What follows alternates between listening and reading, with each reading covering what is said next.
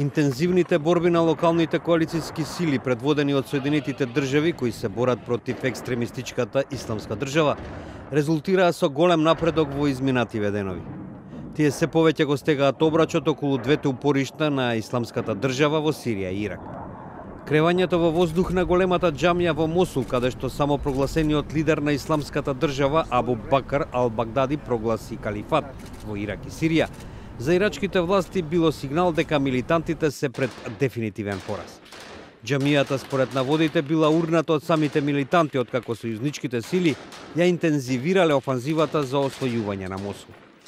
Во исто време, арапско-курдската коалиција, која е поддржана од Соединетите држави, е се поблиску до освојување на Рака, кој милитантите го прогласија за нивен главен град во Сирија. Политичкиот аналитичар Тарек Алабет за новинската агенција Ройтер смета дека сепак борбите во Рака нема да завршат наскоро. معركة الرقة لن تنتهي بشكل سريع جدا. هي بطبيعة الحال هي معركة سريعة، ولكن لا أقول أنها تنتهي في غضون أيام لكي تبدأ تركيا في معركتها. لنكن واضحين، المشهد في المرحلة الحالية لا يتحمل المزيد من التدخلات التركية، والتدخل التركي إن حدث في المرحلة المقبلة ستكون له عواقب خطيرة. أولا لأن تركيا اليوم هي في موقع ضعيف.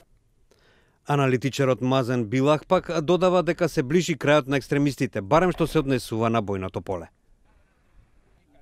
يعني أنا باعتقادي بأننا بالربع الساعة الأخيرة لنهاية الكثير من التنظيمات الجهادية مثل النصرة، مثل أحرار الشام، يعني كل هذه التشكيلات ستعاني حاليا. داعش يعني على الأقل على المستوى العسكري ستنتهي، طبعا على المستوى السياسي أو على المستوى الفكري سيبقى هناك خلايا نائمة لداعش.